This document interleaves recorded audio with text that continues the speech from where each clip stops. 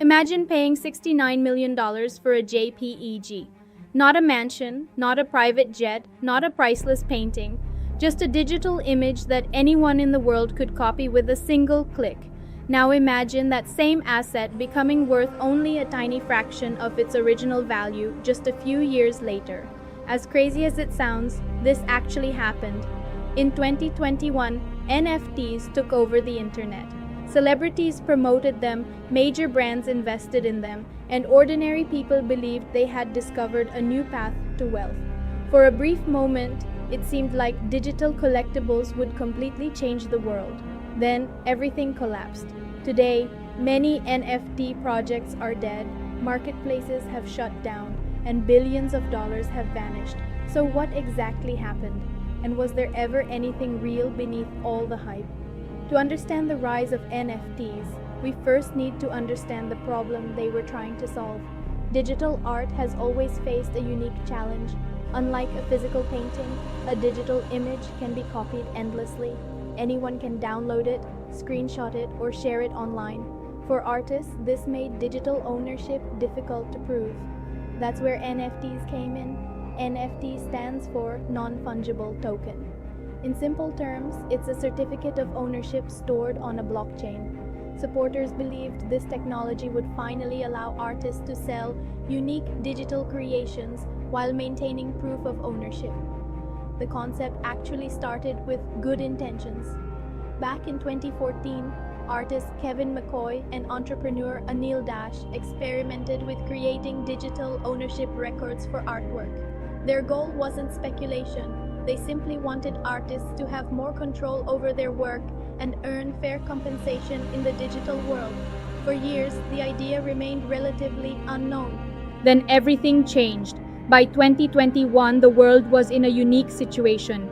Millions of people were stuck at home during the pandemic. Interest rates were low, stimulus money was flowing through the economy, and investors were searching for the next big opportunity.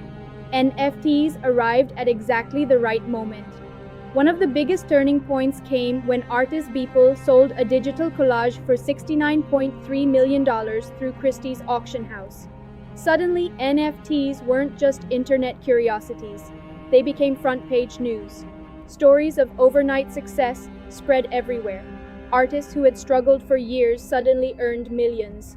Some creators paid off mortgages, quit their jobs, and transformed their lives through NFT sales. The promise seemed irresistible. Buy a digital asset today, sell it tomorrow for a profit.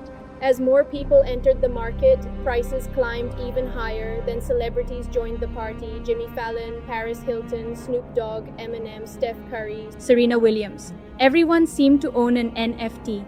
The most famous collection was the Bored Ape Yacht Club. These cartoon ape images became status symbols. Owning one wasn't just about the artwork, it represented membership in an exclusive community. People spent hundreds of thousands of dollars just to be part of the club.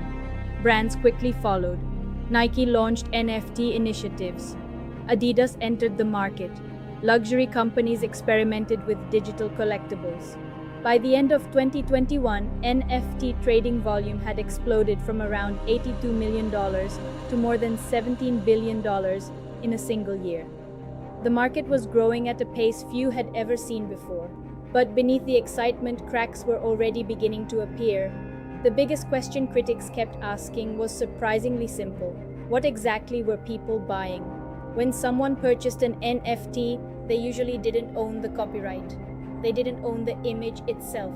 Anyone could still view, download, or copy the artwork. What they owned was a blockchain record showing ownership. Supporters argued that ownership itself had value. Critics weren't convinced. Another issue was market manipulation. A practice called wash trading became widespread. This involved someone selling an NFT to themselves using multiple wallets to create the illusion of demand. To outside observers, it looked like assets were rapidly increasing in value. In reality, many transactions were artificial. Reports later suggested that billions of dollars in NFT trading volume may have been inflated through these practices. The market appeared larger and healthier than it really was, yet most investors ignored these warning signs. As long as prices kept rising, few people asked difficult questions. Like most speculative bubbles, the collapse didn't happen overnight. At first, prices slowly began to weaken, then confidence disappeared.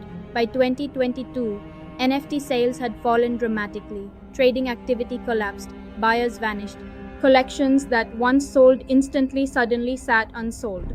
The famous board Ape Yacht Club suffered massive losses. NFTs that once sold for hundreds of thousands of dollars lost most of their value. Justin Bieber famously purchased a bored ape for more than $1 million. Years later, it was worth only a small fraction of that amount. The broader NFT market followed the same pattern. Trading volumes fell by more than 90%. Thousands of projects became effectively worthless. Marketplaces shut down, auction houses abandoned their NFT divisions. Major companies quietly moved on. The celebrities who once promoted NFTs stopped talking about them. For many investors, the losses were devastating. Billions of dollars disappeared, marketplaces shut down. Not necessarily. While the speculation largely collapsed, the underlying technology still exists. Today, blockchain technology is being explored for real-world applications such as property ownership, financial assets, gaming, and digital identity. Some experts believe these practical use cases could eventually become more important than digital art collectibles ever were.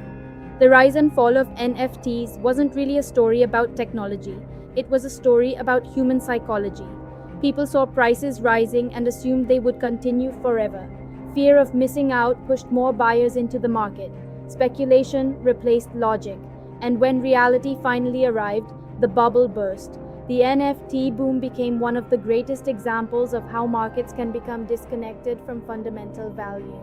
The technology may still find a meaningful purpose in the future, but the era of million-dollar JPEGs will likely be remembered as one of the most extraordinary financial manias of the internet. What do you think?